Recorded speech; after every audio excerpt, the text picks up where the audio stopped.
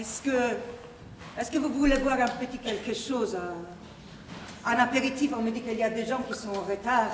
Ici, il y a des chaises. Venez, madame, venez. Venez. Ici, madame, il y a une autre place. Venez. Monsieur, vous voulez pas venir sur la ligne? Venez. Je vous prie. Est-ce que vous voulez boire un petit quelque chose? Un apéritif? Porto, ça va? Porto. Je dis Porto, ils ont tout bu. Il y a des amis qui sont passés à la maison, ils ont tout bu. Et 2 verres. Partagez. Merci, merci.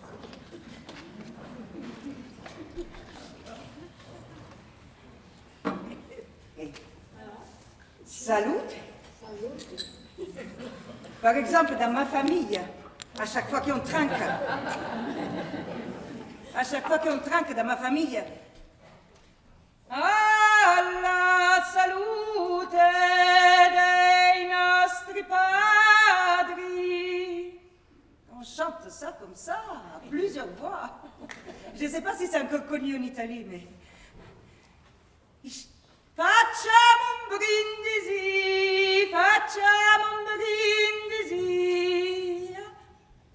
Là, il faut que je me rappelle. Ça fait un moment que je ne la chante plus. Mes parents sont décédés, alors on n'a plus trop l'occasion de se retrouver, mais... Alla salute dei nostri padri.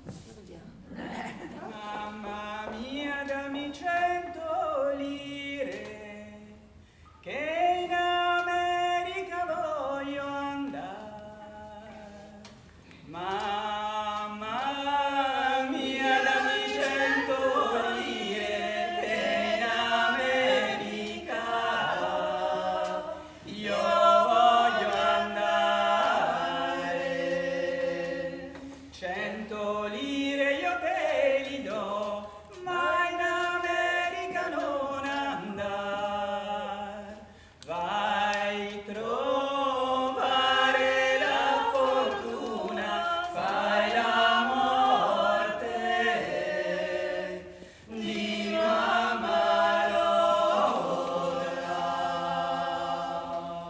Vuoi fratelli alla finestra, oh mamma mia, la sera andar, la sera andar. Vuoi fratelli alla finestra, mamma mia, la sera, mamma mia, la sera andar, la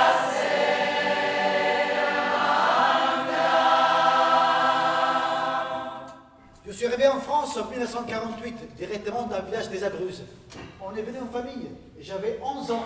11 ans? Mais alors vous avez des souvenirs?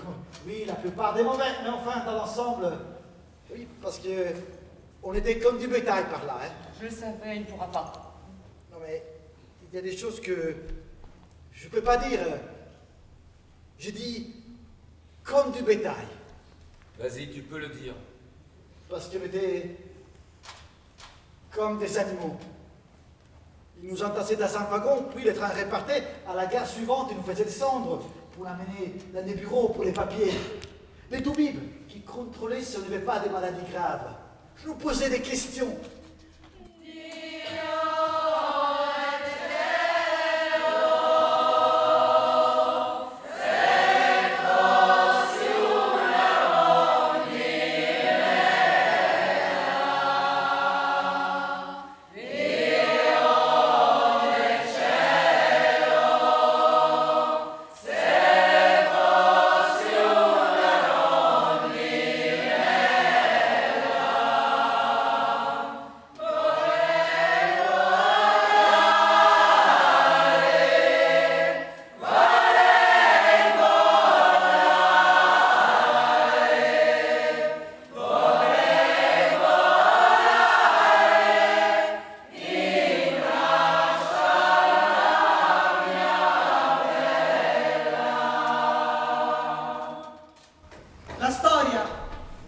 l'histoire de mon mari et de ma belle-sœur a été très dure.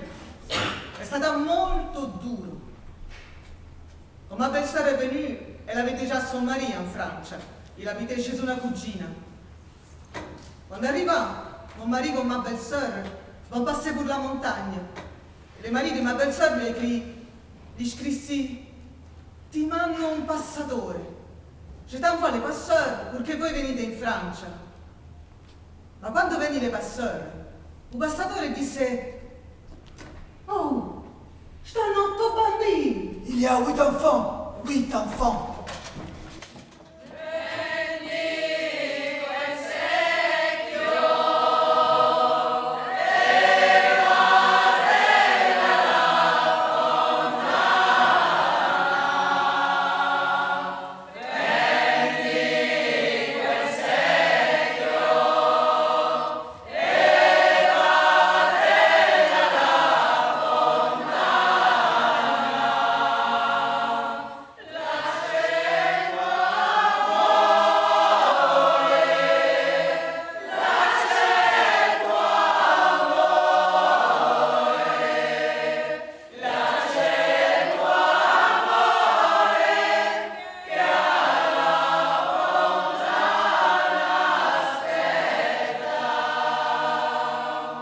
Vous êtes venu en France? Dans quel but? Dans le but. Parce que mon père était là. Ça faisait 2 ans qu'il était en France. Mon père était venu 2 ans avant nous.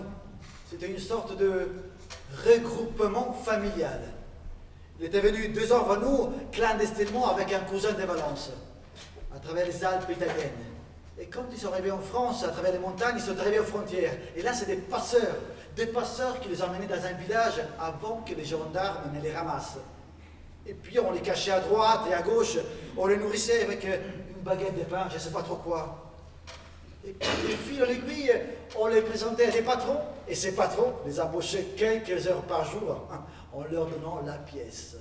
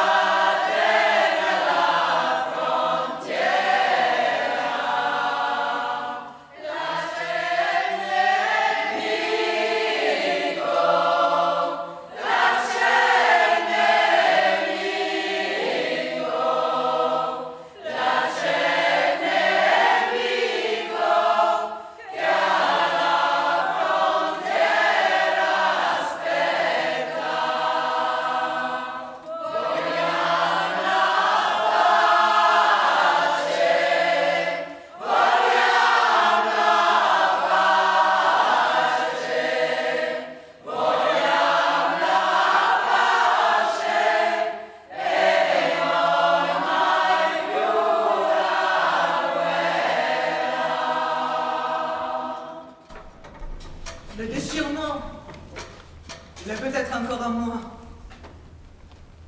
Je suis née en 1928 à Vergato. Et moi, j'ai marché à 16 mois parce qu'il n'y avait personne pour me faire marcher avant. C'est pas des souvenirs, hein. Je me souviens de rien. Je me souviens pas quand on a quitté. C'est mes cousins qui m'ont dit quand je suis retournée là-bas en Italie que j'étais toute contente. Vado in Francia! Je ne savais pas ce que je racontais. Je parlais parfaitement l'italien, mais je n'ai plus parlé un seul mot.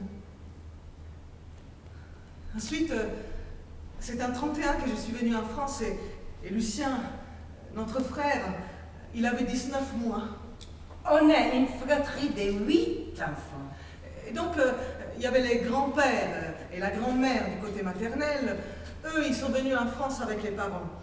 Ils avaient déjà fait, au moins, ce qu'on a entendu dire, au moins, les grands-pères, une tentative en France quelques années avant, peut-être en 1919.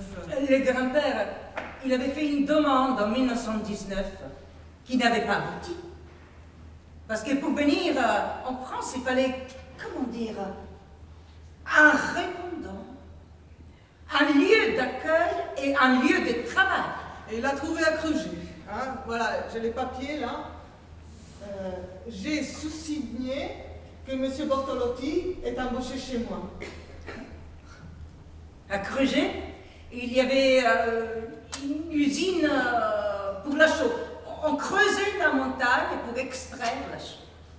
Et comme il y avait les canals qui passaient par là, les péniches faisaient les trajets Creuget. 10 jours.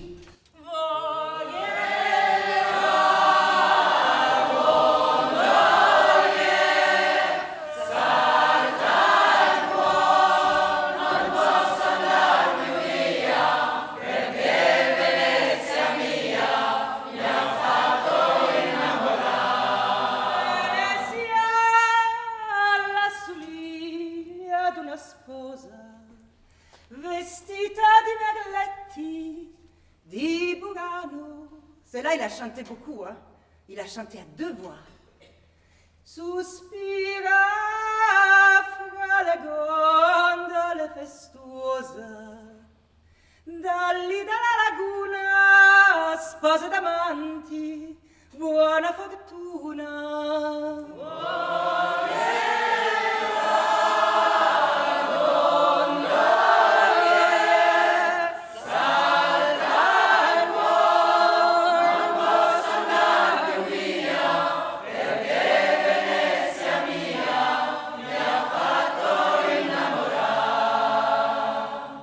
Pas du tout d'où ça venait celle-là, mais c'était une chanson qui chantait beaucoup, bien, tellement bien, qu'on a fait graver sur leur tombe vogue et vent. Ici en France, c'est ce qu'on a mis que ça, vogue et vent, parce que c'était la chanson qui chantait, qui était si belle sur Venise. Vogue et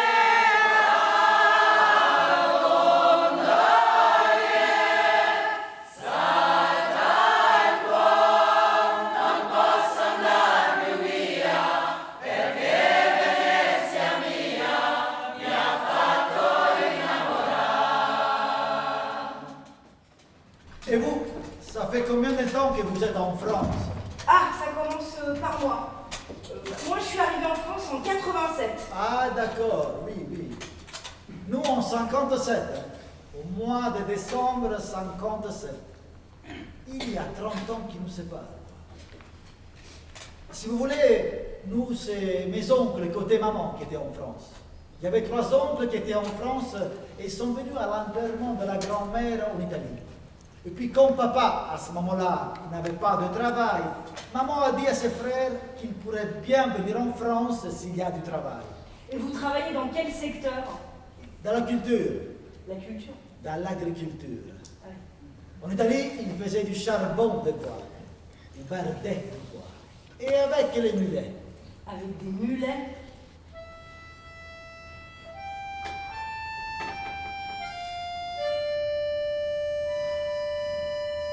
Il n'y avait pas de tracteur dans le temps. Dans les années 50 et quelques, il n'y avait pas de tracteur. Et ils débardaient du bois avec les mulets. Les traverses du chemin de fer qu'on faisait sur place. Hein. Ils le faisaient sur place. Nous, on a vécu dans les huttes, dans les bois.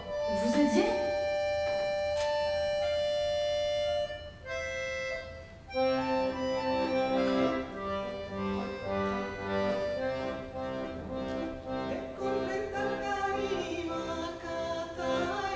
Ah non, non, nous on n'était pas, hein, parce qu'on était quand même petits. Une fois arrivé en France, là, il nous a fait travailler. Parce qu'on avait l'âge de travailler. Moi, j'avais 10 ans, lui, il avait 9 ans. Et un an après, on travaillait quand on était à la ferme du Morillon. Vous venez d'où?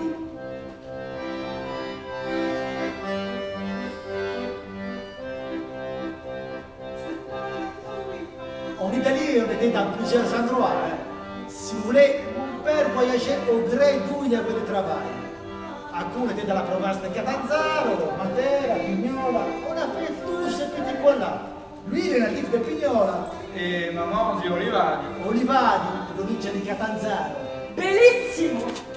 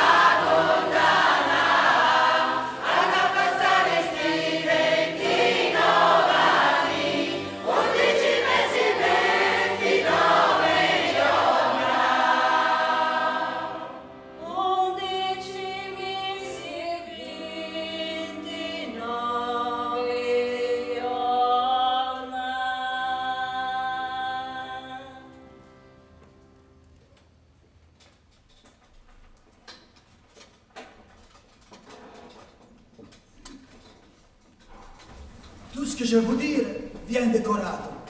Corrado est à 40 km de Bari. Mes parents parlaient les coratans, les dialectes. Et tous ces gens de ces quartiers-là de Dijon, ce sont des gens de Corrado. Et donc, on n'a jamais parlé l'italien. Je vous ai fait une copie de cette coupure de journal.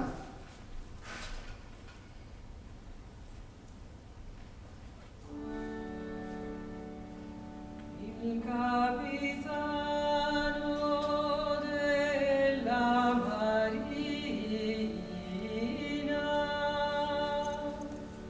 era malato e sta per morire. Je l'ai fait pour vous, hein. C'est ma tante, la sœur de mon père, qui a traversé les Alpes italiennes. Il y en a eu beaucoup, hein. Mon père aussi est passé par les montagnes quand il est venu en 46. Il a eu plus de chance. Elle a perdu 2 de ses fils. Elle avait un garçon de 11 ans, un de 6 ans et un de 18 mois. Il s'est sauvé de l'Italie. C'était la misère. Ma lui ha detto che prima di morire i miei soldati li voglio qua. C'est marqué là, en 46. Ils vont nous prendre. Et mon mari a répondu, senti, avec la paye de ma soeur, moi je prends l'enfant avec moi, la valise aussi, mais à condizione che i soldi L'argent. de ma soeur servent aussi pour moi parce que mon mari voulait venir mais il n'avait pas d'argent. Aveva 17 anni. Il avait 17 ans. 17 ans. Nel 46 il est venu, au mois de novembre. Et 8 jours avant, en arrivando già. Mon père et les autres étaient arrivés 8 jours avant. Les autres. E tutto è andato bene. Ma sfortunatamente, Malheureusement. quand ils sont arrivés sur la montagne, mon mari con ma belle-sœur, il y a une tempête, una tempesta di montagna, di neve. Ils se sont retrouvés dans une tempête de neige. Et les passeurs ne trouvaient plus la route, non trovava più la strada. Questa è l'histoire de mon mari, de ma belle-sœur et de la sœur de ma belle-sœur aussi. Ma che mi scusi, signor capitano, c'è troppa neve, non ci fa passare. La sœur de ma belle-sœur aussi, qui était une jeune fille de 17 ans, una ragazza di 17 anni. E allora a un certo punto ils se sont glissés dans un trou, ci hanno messo in un buco con le Avec les draps, les couvertures. Ils avaient cherché de faire une cabane, mais la tempête était trop forte. Sul posto è mort son fils de 18 mois e una ragazza di 17 anni, la sœur de ma belle-sœur, che è morta pure. Ils ont passé la nuit comme ça, et puis l'indomani, le matin, ils se sont mis à crier, si sono messi a gridare aiuto, aiuto, aiuto,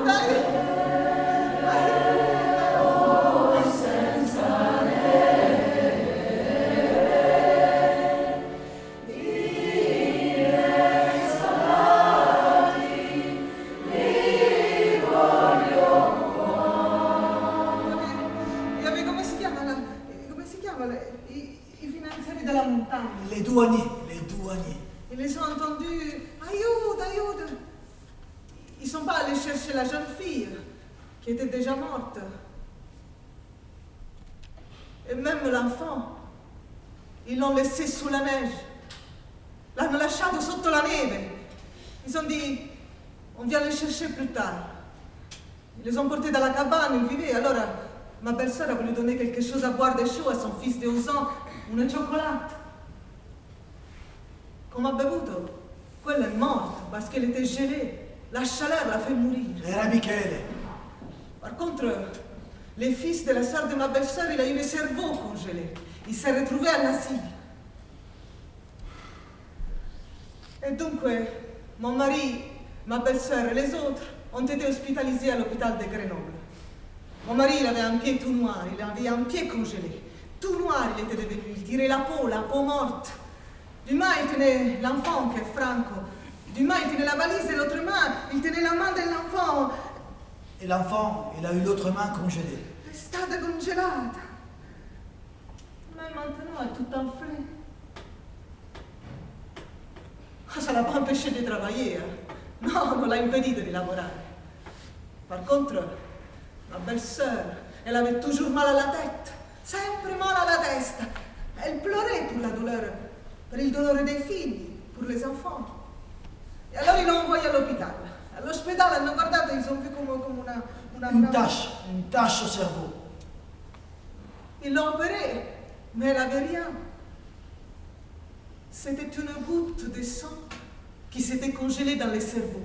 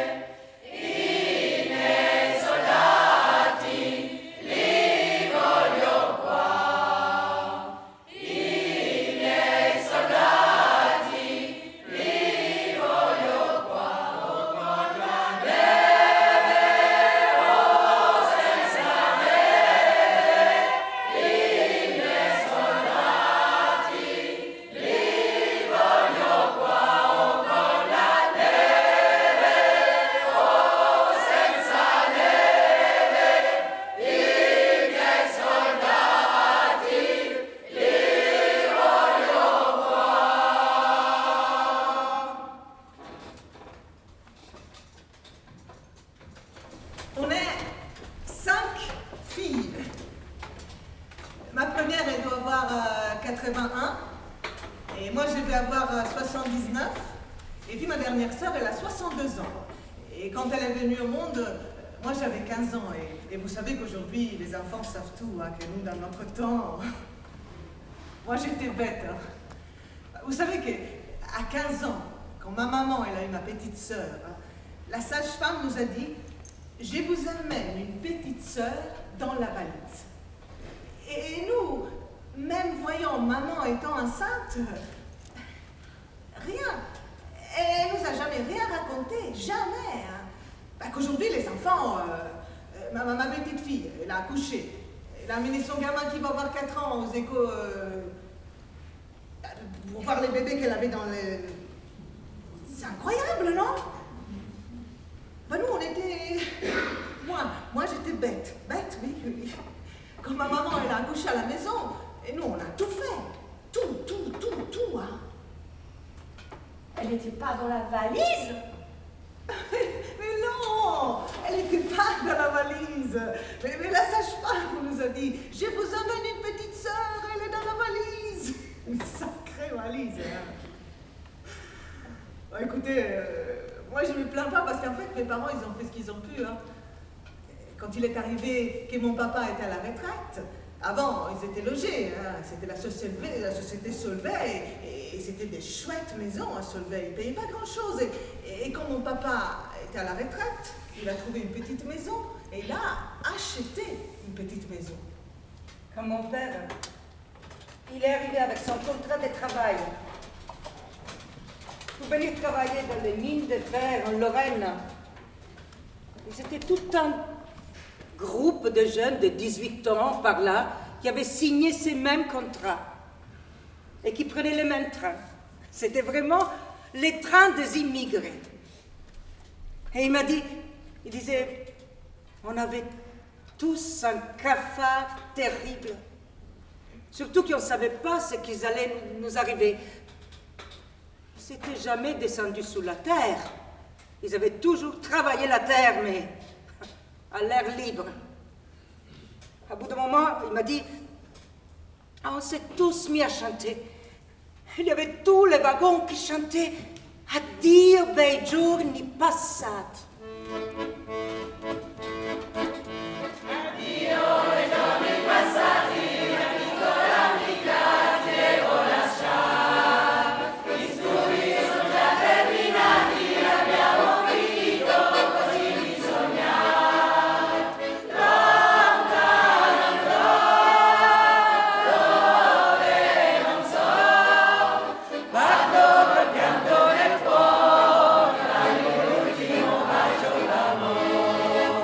Quand ils sont arrivés, ils étaient logés dans des espèces de...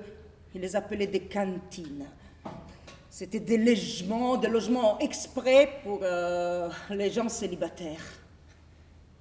La première fois qu'il est descendu sous la terre, il était horrifié. Il ne supportait pas, il voulait rentrer, il pleurait. Il me dit, j'ai pleuré toutes les nuits. Mais j'avais signé un contrat d'un an. Je ne pouvais pas rentrer en Italie. Et après, au bout d'un an, il s'est habitué. Il me dit, je ne me rendais même plus compte qu'est-ce que c'était être sous la terre, en travaillant pendant 8 heures. Et il a fait 15 ans. Et au bout de 15 ans, les mines, elles ont commencé à aller mal. Donc, ils ont pris avec ma mère un petit magasin d'alimentation. Il y avait une marque qui donnait des succursales à gérer. Mais il ne supportait pas. Il ne supportait pas. C'était un travailleur de force. C'était un mineur. C'était lui qui mettait la dynamite. C'était un travail de responsabilité. Un travail d'homme. Il était paysan. Il était habitué à travailler avec ses muscles. Et là, il s'est retrouvé derrière un comptoir, avec des femmes et des enfants. Ah, tu veux un yaourt à la fraise ou à la framboise? Il dit, j'ai envie de prendre le yaourt et... Il ne supportait pas. Alors il a pris son permis poids lourd. Et il a fait des livraisons avec son camion. Il était libre avec son camion. Et il était bien comme ça.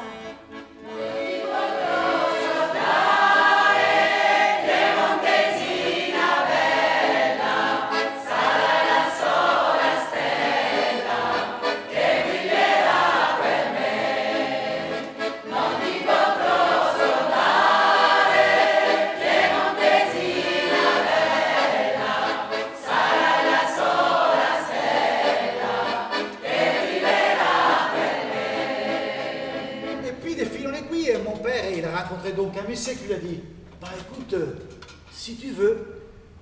Et il travaillait aux carrières de Comblanche. Et puis les fil en aiguille, ils ont dû lui faire un contrat. Donc il était officiellement salarié avec un patron. Et c'est là qu'il a pu nous faire venir en France. Hein. Et quand on est arrivé en France, je vous dis, évidemment, on habitait dans une écurie. Ma mère, elle a commencé à avoir 2, 3 petites poules. On avait une petite cour à peu près comme ça. Et derrière, c'était la rivière. Hein. Et puis, voilà. 20 giorni sull'ortigara, senza il cambio per dismontare. Tapum, tapum, tapum, tapum, tapum, tapum. Con la testa piede oggi, senza ragione consumare. Tapum, tapum, tapum. Tout le monde s'est retrouvé à Creuset. Et mes parents également. Ce qui a fait qu'après ça, la communauté italienne s'est défaite, c'est la grève. En 1936, il y a eu des grèves en France au moment du Front populaire. Ils ont fait la grève, tous les Italiens, et donc ils se sont retrouvés licenciés.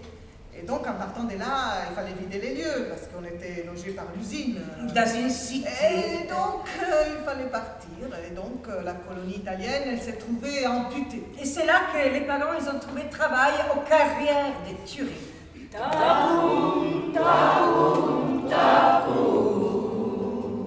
Non, ça n'a pas été si rapide que ça. Ils ont trouvé d'abord du terrassement à faire ici à Dijon, chez Dupaquier. Et à cette époque-là, on habitait à Périgny-les-Dijon, 36-37 un peu à cheval. On a fait une année scolaire à Périgny-les-Dijon où on s'est retrouvé à nouveau une colonie italienne. Et c'est là qu'on habitait tous dans une grande maison. Je ne sais pas si on a tous habité dans cette grande maison. Non, ensuite on est parti... À Épinac-les-Mines. C'est Bourg, en Saône-et-Loire, qui était limitrophe. À Côte-d'Or. Là, il y avait une carrière de cet entrepreneur qui les avait embauchés, ces 3 Messieurs Italiens. Dupaquier. Et donc, ils ne se sont pas quittés, et donc ils se sont retrouvés mineurs dans cette carrière à ciel ouvert en Côte d'Or, habitant eux... En Saône-et-Loire. Ils avaient 5 km à faire à bicyclette tous les jours. Quando poi si risceglie al piano, battaglione una più soldati. Tapum, tapum, tapum, tapum, tapum, tapum. Dietro il monte c'è il cimitero,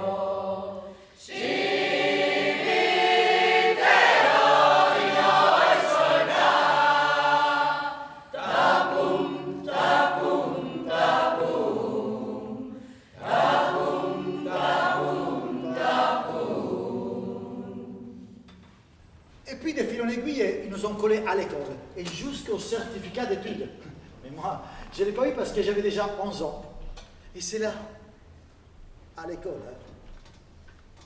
Comme on revenait, les copains nous traitaient comme... Il faut voir comment ils nous traitaient les copains. Hein.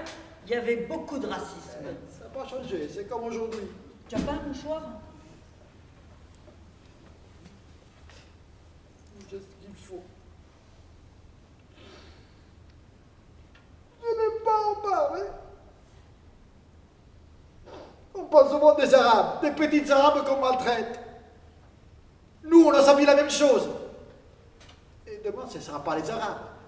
Ce sera peut-être les extraterriens. On fera la même chose avec eux. Hein. À 14 ans, on m'a connu dans un garage mécanique. Et comme j'étais c'est pas costaud pour... eh oui, j'étais petit, j'étais minus. Hein. Et là, j'ai fait mes 3 ans d'apprentissage, sans CAP, sans rien. Et les salaires, évidemment, étaient très bas. Et puis, je me suis pas mal débrouillé. Et je suis parti à l'armée.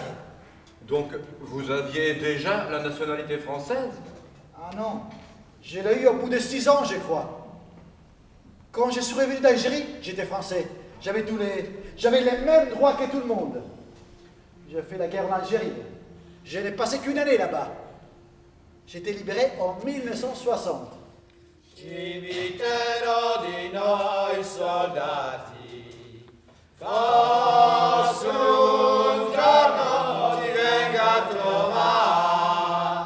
Tapum, tapum, tapum, tapum, tapum, tapum.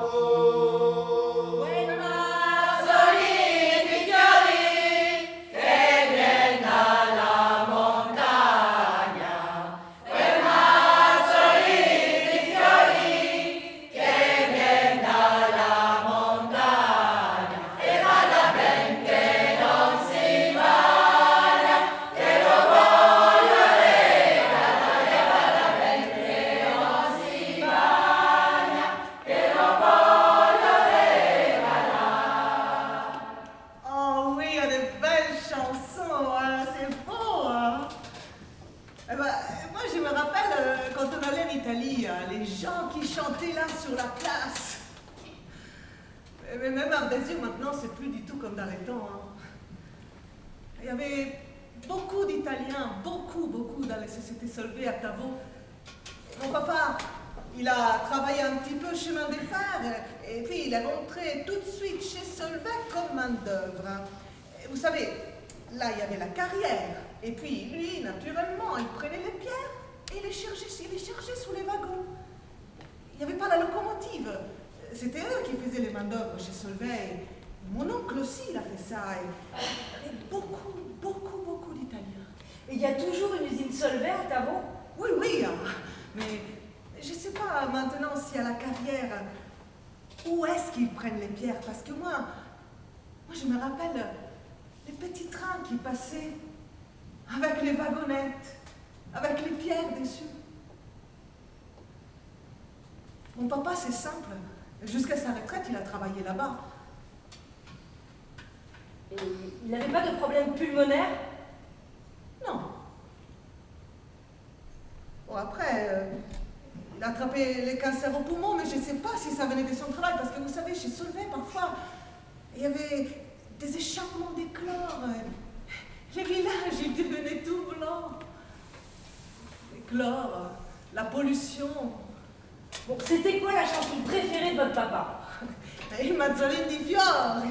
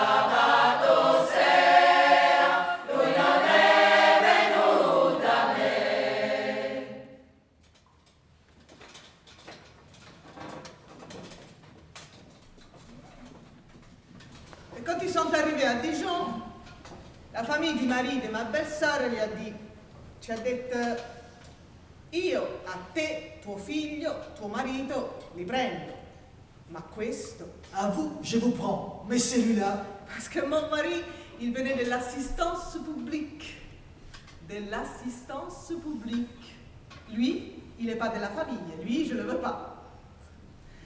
E allora come dovevano? Allora il est allé dalle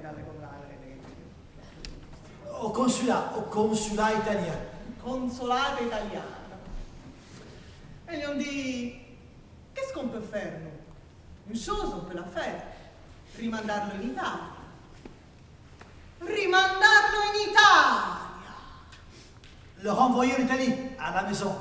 Et avec 2 gendarmes. Con 2 gendarmi? Ma pensate un po' che cacchio l'ho vu avec 2 gendarmi? Che cosa ha fatto? Qu'est-ce que vous avez fait?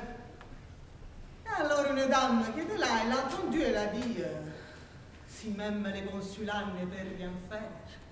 Ma non avete vergogna? Vous n'avez pas honte? Il a frôlé la mort, ha frôlato la morte et vous le renvoyez en arrière. Si vous n'êtes pas capable de le garder, je le garde noi. Et comme ça, mon mari, il est resté en France. Il a fait la carte d'identità, il a trouvé à travailler e faceva Du terrassement. Et terrazziere perché à cette époque-là, on cherchait des maçons pour faire toutes les choses que les Français ne voulaient pas faire. Et puis, au bout d'un moment, il a trouvé à travailler à l'hôtel de la Cloche, le grand hôtel. Sa carte d'identità était périmée et pour la refaire, il fallait le certificat della patronne. E allora mio marito ci è andato per rifare la carta d'identità con il certificato della patronne. No, on ne peut pas la refaire. E perché? Perché voi state qui per fare il terrazziere. Parce que vous êtes ici pour faire du terrassement. Ah, pour faire le travail des Français. Il a été obligé. Il est patron, il a eu une amende aussi. Pure una multa.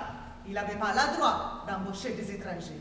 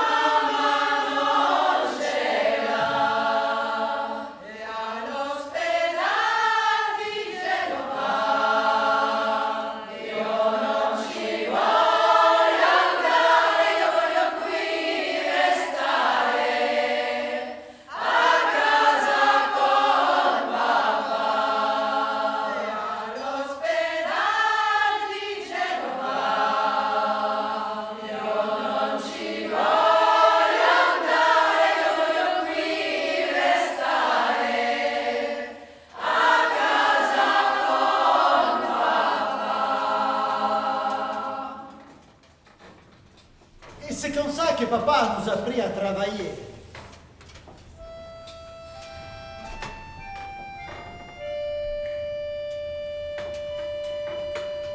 Après, en fin de compte, nous, on a continué. Parce que le papa, il a vu qu'on était un peu costaud, un peu volontaire. Parce que quand on les voyait travailler, on était quand même en admiration vers papa. Il fallait le voir travailler. C'était quelque chose. Et puis de ce fait-là, on a dit que nous, on voudrait bien apprendre aussi.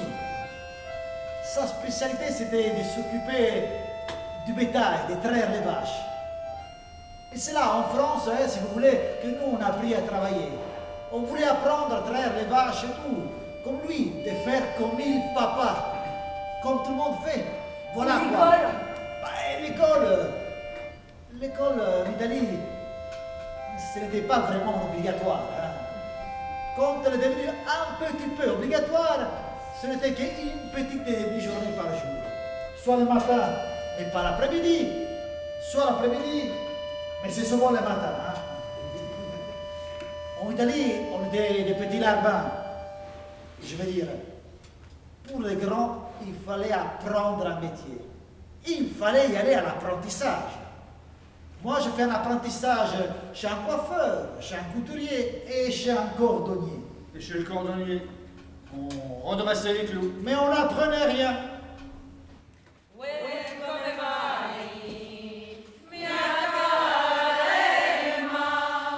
Son già le nuove, sempre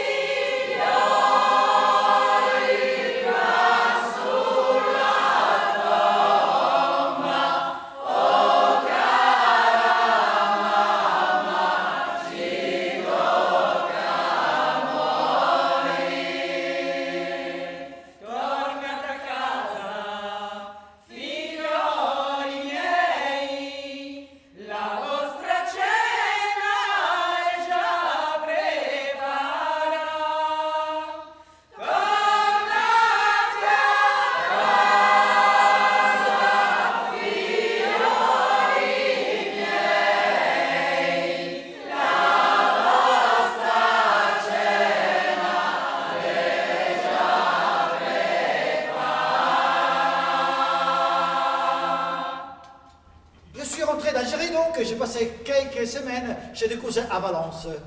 Et mon cousin travaillait avec des cirques. Et me dit, écoute, tu es pressé de rentrer? Non, je dis, j'avais 90 jours de permission libérable et c'était le mois de mai. Ah, écoute, tu sais pas, je t'amène à faire la saison avec moi. Moi, je travaille avec les cirques et je vends la barbe à papa. Et un jour, il sort une machine à barbe et il m'apprend à faire la barbe à papa.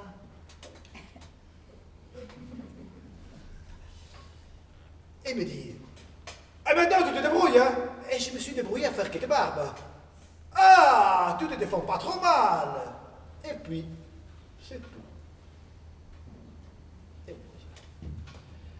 Bon, tu sais pas, puisque tu n'es pas pressé de rentrer, je t'amène à faire la saison à Annecy. La saison d'été. Alors, on arrive sur la place d'Annecy et mon cousin me dit, tiens, bon, tu sais bien faire de la barbe à papa. Je décolle sur la place d'Annecy, Annecy-le-Vieux. Et moi, je vais voir au centre-ville d'Annecy. Et il me colle une machine à barbe. Je me mettais à faire la barbe. Et tous les après-midi, ça faisait la queue, ça faisait la queue, ouh, ça faisait la queue. Et les soirs, mon cousin, bon, tu as des recettes? Tiens, je dis, ah, t'as bien bossé. Moi, je ne m'en occupais pas. Hein. Je savais qu'à la fin de la saison, j'y rentrais. Lui, petit à petit, il s'est créé d'autres emplacements. Puis, à l'époque, on n'emmerdait pas les forains comme aujourd'hui. Mais non, c'était vachement plus cool. Hein. Mais je me suis dit, mais c'est pas mal, hein, cette histoire. Bon, la saison termine fin août. Tu sais, t'es débrouillé. Allez, je t'achète une voiture. Alors, on va chez Citroën. Il me trouve une vieille traction. Il ouvre le coffre. Il met la machine à barbe dedans et il me dit, et maintenant, tu te démerdes, hein, qu'il dit. Waouh! C'est un beau cadeau! Après la mort de ma sœur, et ensuite celle de mes parents, j'ai fait tout un travail de réappropriation par le positif de tout ça, pour ne pas laisser les négatifs s'installer, et aussi comprendre certains mystères qu'il y avait dans la famille. Je ne voulais pas régner cette famille. J'ai fait parler les gens. J'ai fait parler ma tante, la sœur de mon père. Je l'ai fait parler de son enfance et de ce qui s'était passé avant la naissance de mon père. Eh bien, j'ai découvert que la mère de mon père, elle avait été mariée avec un homme avec qui elle avait eu 3 enfants et qui était mort d'avoir mangé les champignons.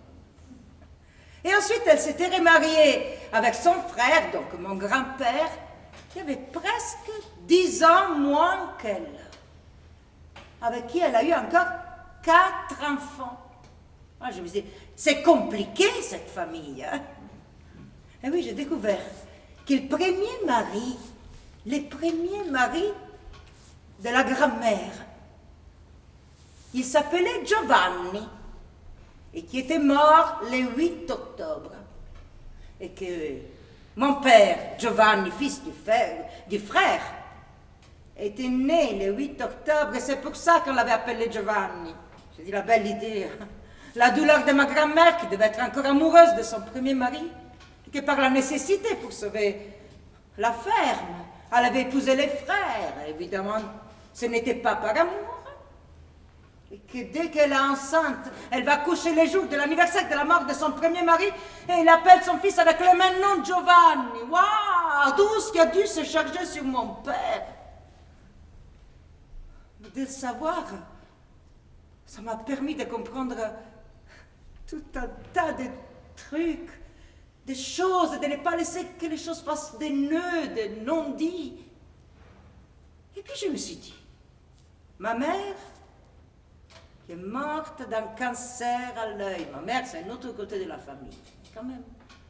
Comme cette fameuse grand-mère qui est morte d'un cancer à l'œil.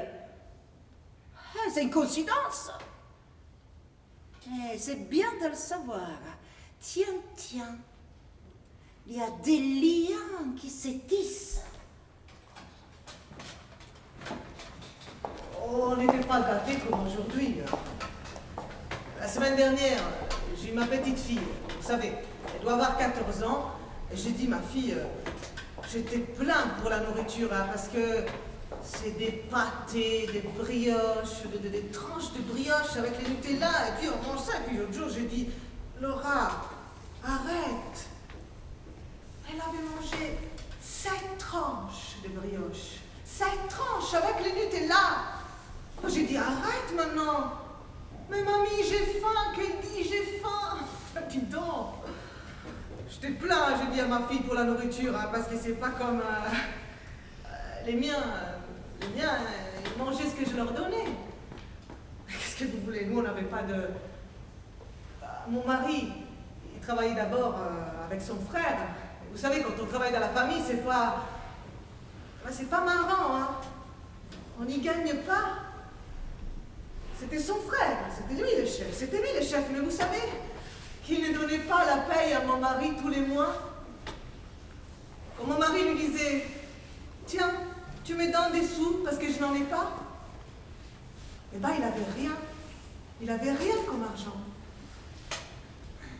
Quand j'ai dit ça à mes petits-enfants, c'est pas possible, tu pouvais pas. Ah, j'ai dit, j'ai quand même vécu comme ça.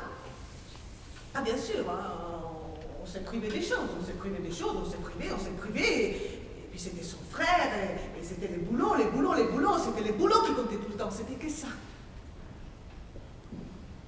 Qu'est-ce que vous voulez, mon mari, le jour qu'il est mort, c'était vraiment l'usure, hein.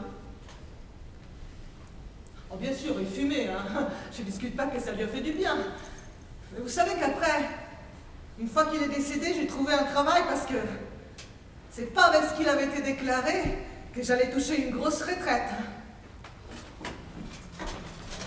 Mamma mia.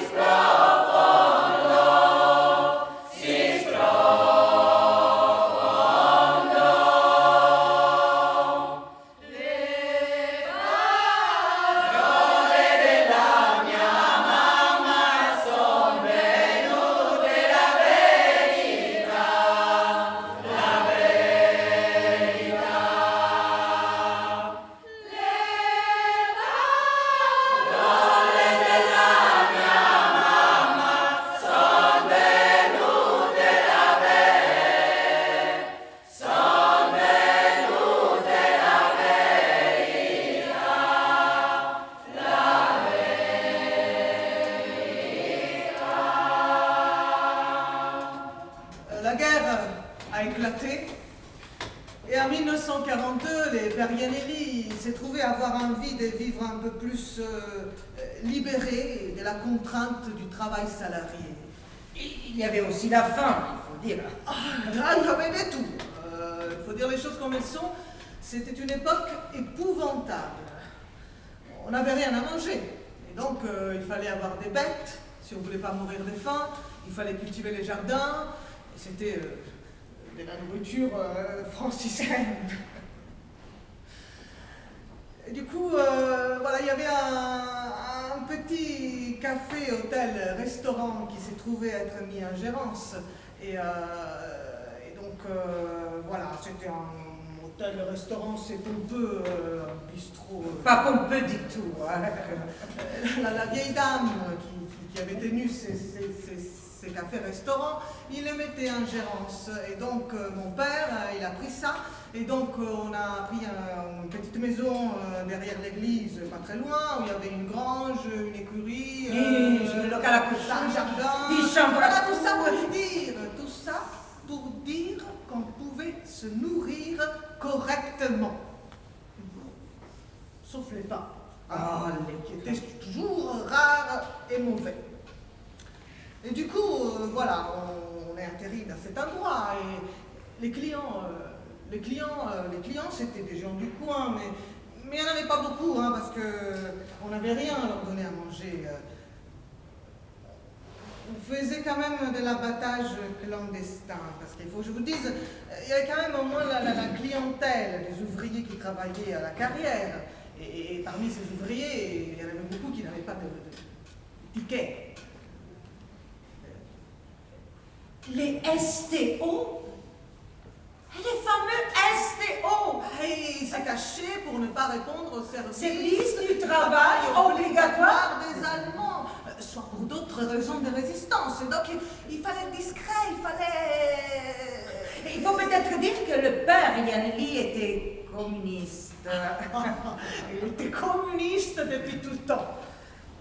En Italie, il était socialiste, il n'y avait pas encore les communistes à l'époque, mais il était à gauche. Hein.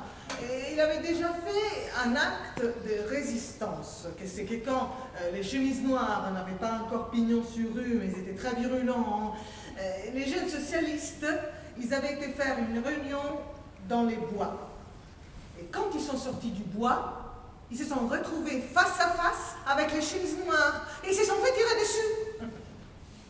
Et le père Yaneli, il a eu une balle dans les genoux. Oh, ce qui paraît. Moi, ce qu'on a entendu dire, mais en tout cas, il n'était pas du côté du pouvoir mussolinien. Oh non.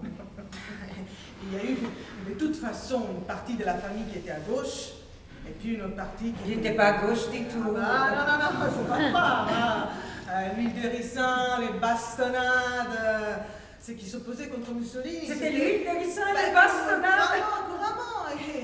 Et les pères Yaneli, ils ne voulaient pas de ça. Puis, le fait qu'il n'y avait pas assez de travail, qu'il fallait qu'ils fassent la queue pour avoir un mètre cube de cailloux à casser, ils étaient nombreux hein, à vouloir le faire. Je me rappelle que ma mère, elle a dit que le grand-père, il a pris la carte du parti fasciste. Non. C'était la seule façon de pouvoir travailler. Et puis, au bout d'un mois, on vous foutait dehors. Et on donnait le travail à quelqu'un d'autre, qui lui aussi prenait la carte du parti de Mussolini.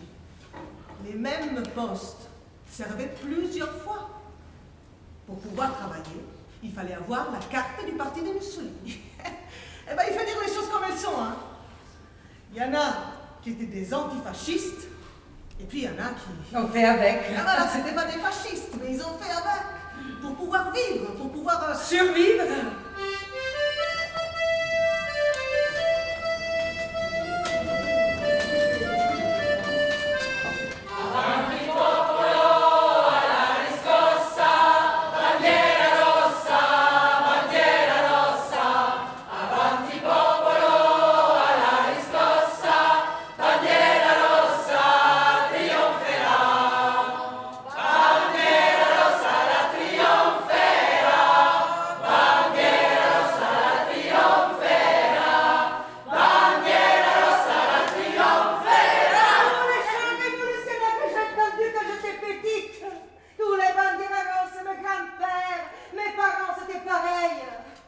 À tel point que quand ma grand-mère était vieille, elle perdait un peu la tête.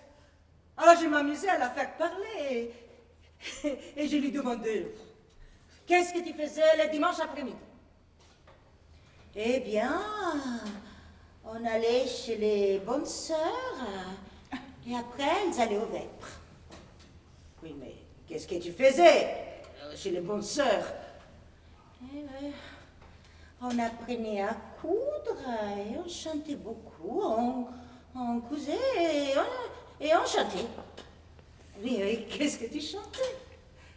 C'est là qu'elle commence. Salutiamo l'ideale. La, la, la, la, la. L'Internazionale. Mais c'est pas possible que tu chantes l'Internazionale, bandiera rossa chez les bonnes sœurs, en apprenant à coudre. Et mon grand-père maternel, lui était communiste, a dû fuir. Et ma grand-mère, elle est restée 2 ans tout seule en Italie. Après, vers 1924, comme ça, il y a eu une amnistie pour tous ceux qui avaient dû partir. Et il est revenu. Mais il a recommencé tout de suite à faire des trucs de politique. Et il a dû partir. Et ma grand-mère l'a rejoint définitivement en 1933. C'est simple. Mon grand-père, il a fait 35 ans des mines de fer en Lorraine. Et il est toujours resté en France.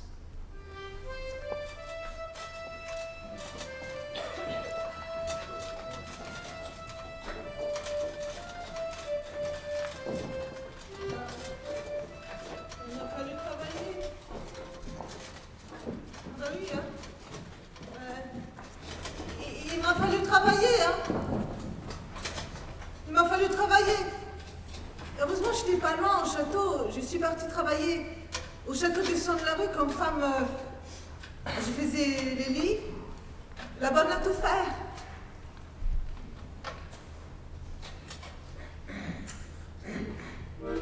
La famille m'a aidée. Pensez-vous. Les beaux-frères pour qui mon mari a travaillé, rien du tout. Non, rien du tout. Vous savez, je vais vous dire la vérité. Mon beau-frère, il est mort maintenant, mais je vais vous dire la vérité. Il est décédé. Je suis allée, la veille qu'il meurt, je suis allée, je l'ai vu, mais le jour qu'il est parti, moi, une fleur, il n'en a pas eu de moi. Non, parce que vous savez ce qu'il m'a fait? Je vais vous dire. Mon mari est décédé et s'est vanté de dire à ses frères, à sa sœur, c'est moi qui paye les cercueils. Et puis, quand mon mari, on l'a enterré, il a dit à mon fils, l'aîné, eh ben tu payeras les cercueils de ton père. Moi, je ne paye pas. Ça, il me l'a fait. Là, j'en ai eu gros. Ça m'est resté tout le temps sur les cœurs. Quand on mettait mon mari dans les trous, il a dit à mon fils, tu payeras les cercueils de ton père. J'ai payé les cercueils. Mais dire ça à ses frères, que c'était lui qui payait les cercueils. On dirait, il pouvait lui payer avec tout ce que mon mari avait travaillé, tout ce qu'il avait fait pour lui, il pouvait lui payer les cercueils, non? Là, j'en ai eu gros, j'ai bien voulu,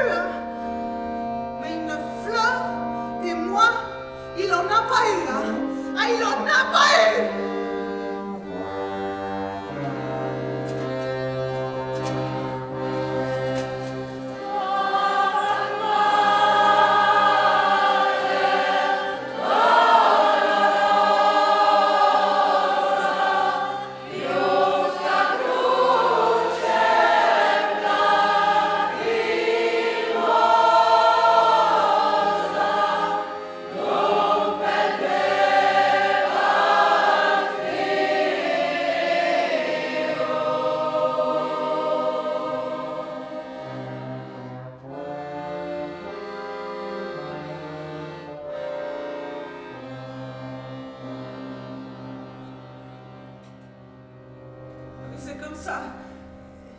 Il y a des gens...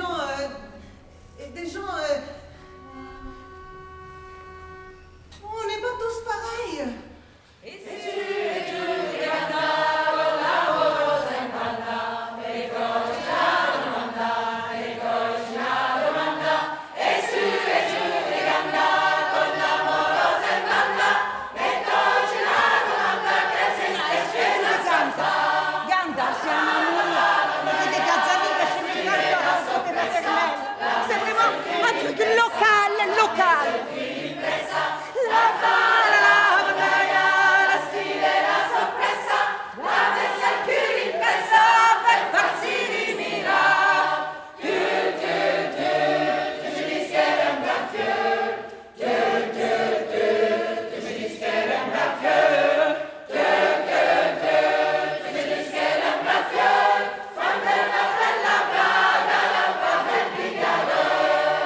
C'est quoi le bigarreul?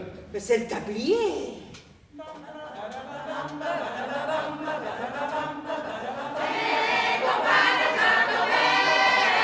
ça, c'est mes campagnes japonais. Que ça, c'est écouté de mon père. C'est venu ici. Ça aussi, c'est bien local.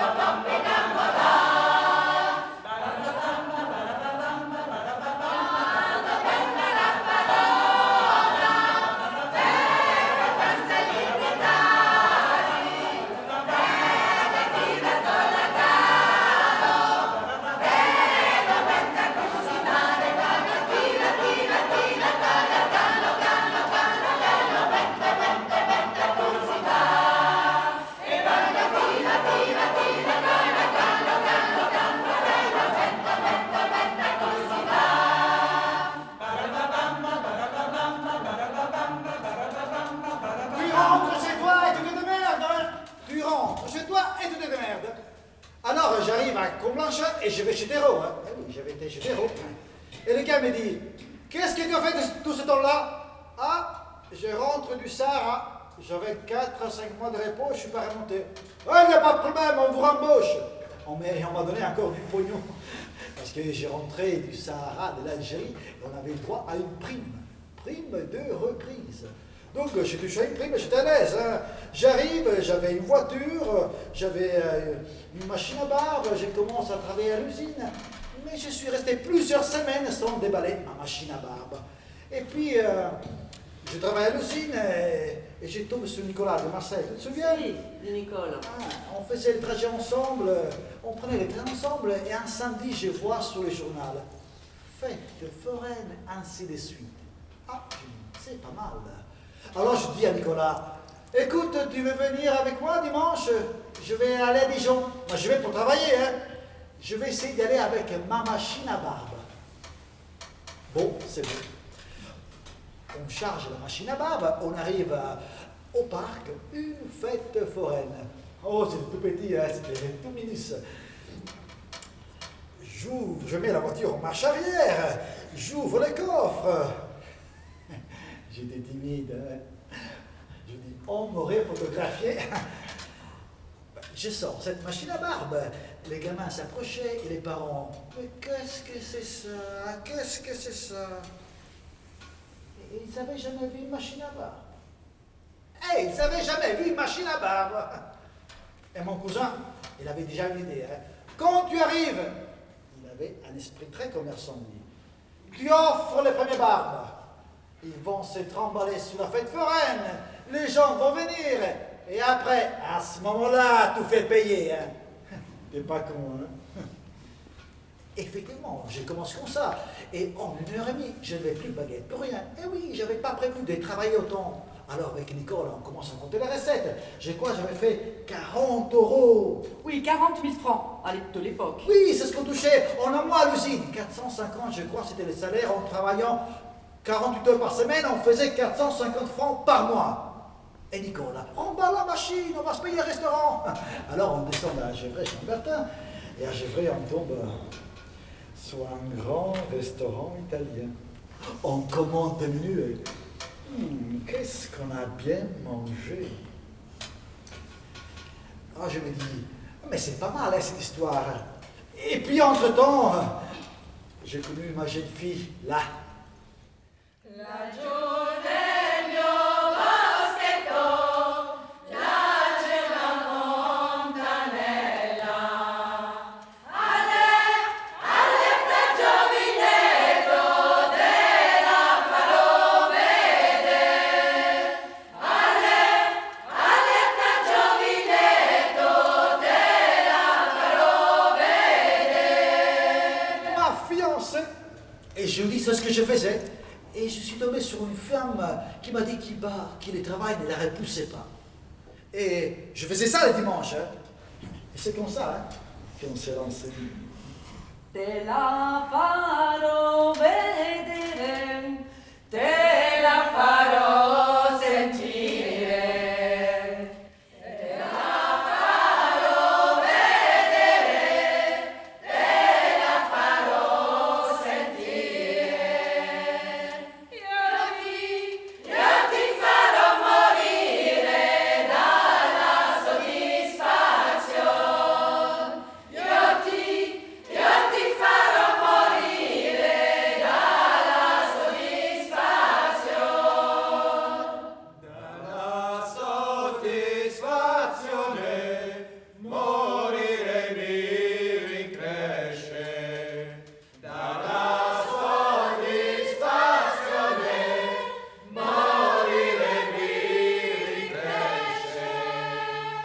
Fare come fa il pesce, noi moriremo insieme.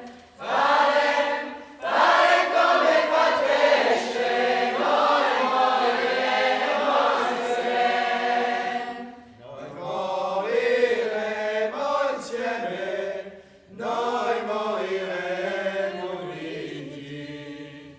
Noi moriremo insieme, noi moriremo uniti.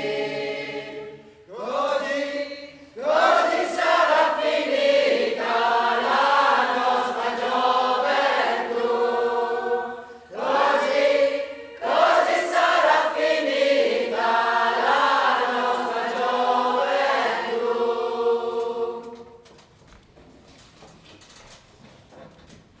On est atterri dans cet endroit tout le temps de la guerre, jusqu'à la libération, quand cette vieille dame, au lieu de respecter sa parole, non, si elle vendait son fonds, c'était mon père qui était prioritaire, et elle a vendu son fonds, et nous, il fallait qu'on décampe, partir, hein, à Dijon, vite fait. On a dégagé, vite fait, avec les 3 sous qu'il avait pu faire. Le père Yanelli, il a acheté une petite bicoque 3 fois rien à Dijon, là, qu'on a retapé avec les amis, les Italiens. Il y en avait beaucoup d'Italiens, beaucoup, hein. Ceux avec qui on était les plus proches, c'était ceux-là. Bologna, Lippi, Venturi, Ferrari, ayant les mêmes idées politiques. Et je me souviens qu'en décembre 45, on était rendu à Dijon. Et qu'en début 46, la vie reprenait un peu partout. Et il y avait les consulats italiens place Bossuet. Et on avait les droits de temps en temps d'aller au bal du consulat. On avait les droits.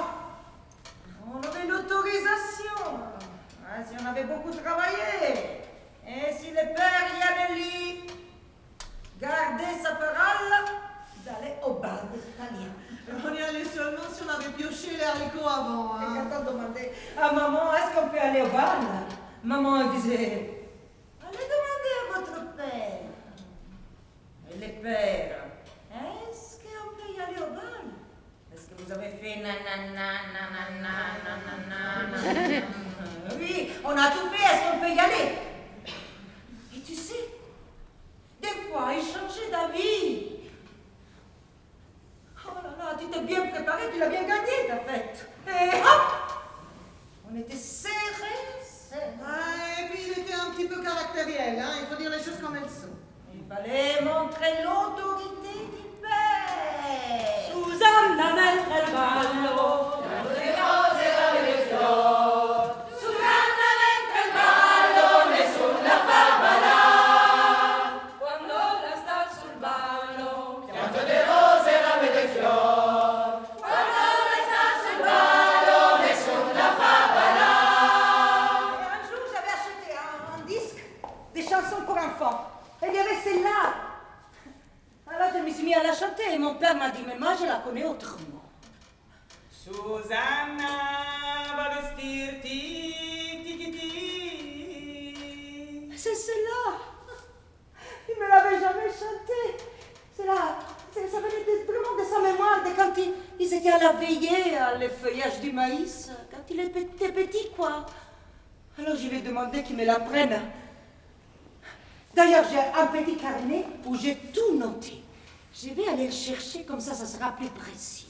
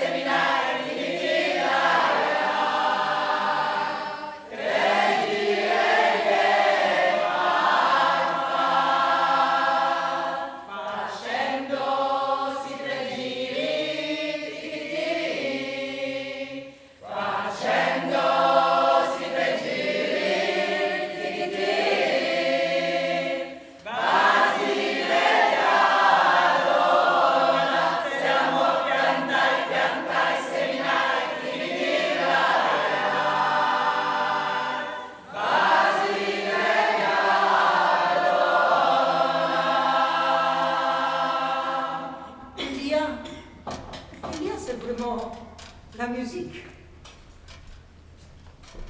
Vivian, c'est l'Italie. Mes racines, elles sont italiennes. Moi, j'adore mes racines.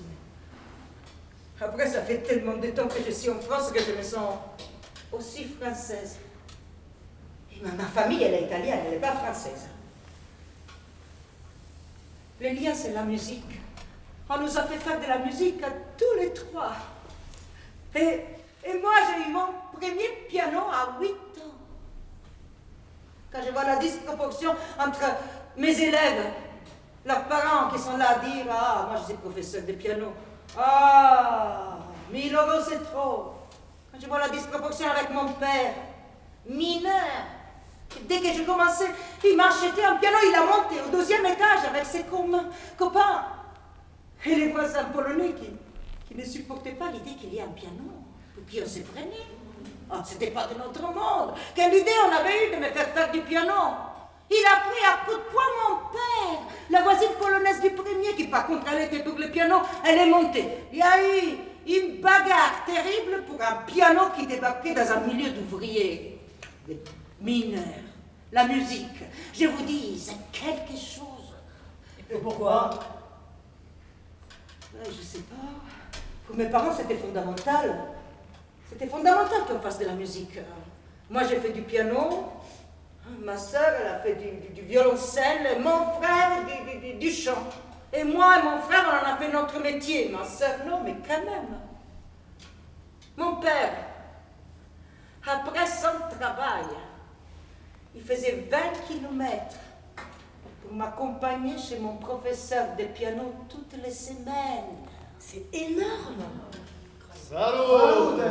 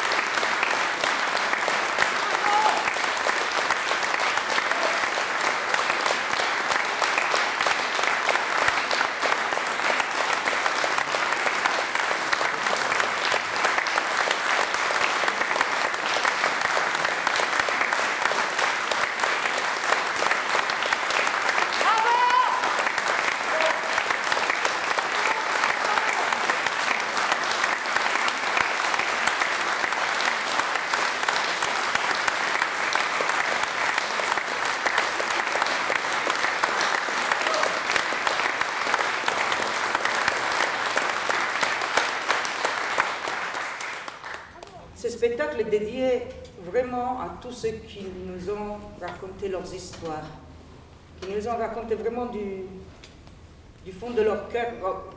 Ils nous ont fait apprendre des milliards de choses, je pense. Des milliards de choses. Et aussi, j'aimerais bien remercier, donc, on a des guest stars, hein, des guest stars qui nous viennent de Belgique. Donc, les Voix de Garenne qui sont venus chanter avec nous.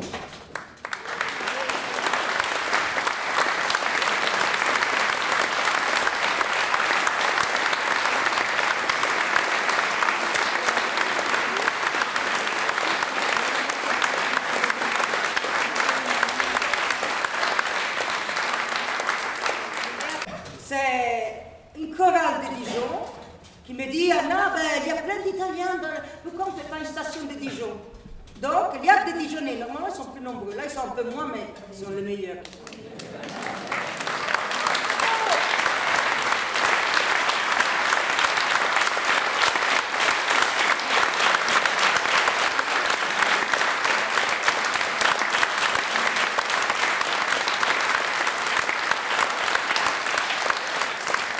Et logiquement, mes Parisiens.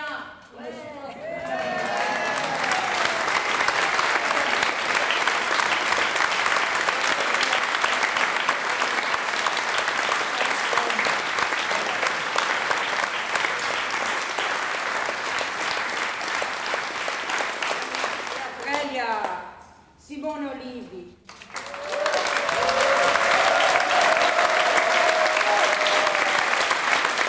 E Margherita Coccoloni.